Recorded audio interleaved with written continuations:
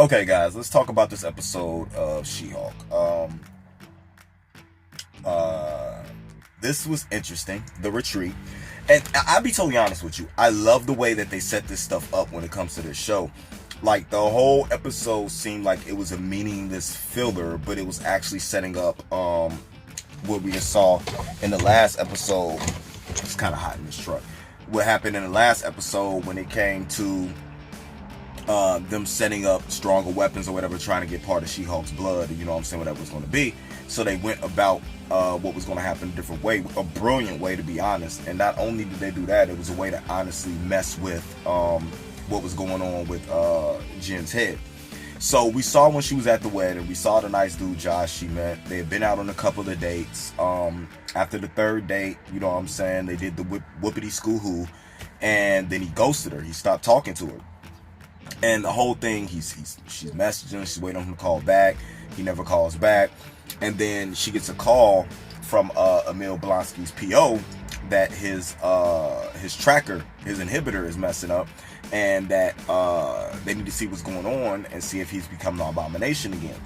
Now, him not wanting to go by himself and him not being able to do police detail, of course he calls his lawyer, who's also She-Hulk, to come not only for extra protection, basically for extra protection, because he wants to make sure he doesn't die. So they end up going to this retreat that Emil Blonsky has, and what happened is that he got close to electrical fence that ended up like shorting out his inhibitor, but he hasn't changed into the abomination. But he's running this retreat for people to come to really find themselves out. Like, he's really running a retreat. He's doing what he said he was going to do in order to earn money or whatever, right? So you end up having a cast of characters. There's a bull guy. There's a guy who is having like an identity crisis of being the dudes who do the bull matador, or you know what I'm saying, whatever it may be. So a matador. So you get introduced to these characters. She gets in the room, and one of the characters that are there is the long-haired dude with the friggin' glowing nunchucks or sticks or whatever it was to try to attack her to take her blood. So of course her first reaction is to turn into She-Hulk and go to beat dude up. But come to find out, that dude came there in order to get help because he didn't want to be a thug or a villain anymore. He wanted to figure out what's going on.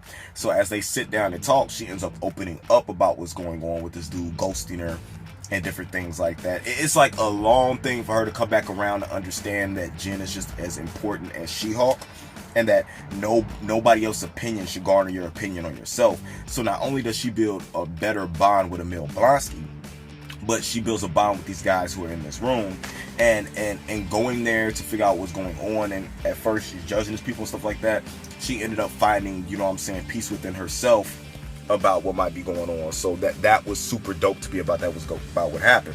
But the dopest thing about what happened is when they throw back to what really happened that night at the end of the episode, bro, come to find out the dude was just working in order to get the sample from her, took a picture of her and everything. So now whoever this group is has a sample of her blood, and he literally just played her in order to get what they needed, man. That's crazy. And dudes are horrible for that. I don't care if it's like for work or not. I wasn't feeling that at all. That was just horrible. I felt real bad about the situation, especially with how nice Jen is and her feeling like she wasn't worthy of what was going on, you know what I'm saying, with She-Hulk. So, man, this episode was pretty dope to me. I really love the way that they're telling these stories. People may not like it because there's not a lot of action and stuff like that, but I love the way they're taking their time to tell these stories and how everything's interacting with every other episode. Let me know what you guys thought about this episode. I enjoyed it. It wasn't my favorite episode, but I love the way they tied the story into this episode. Let me know what you guys thought. Make sure to share, like, and subscribe, and I'll catch you guys next episode. Where is Daredevil? Holla at y'all later.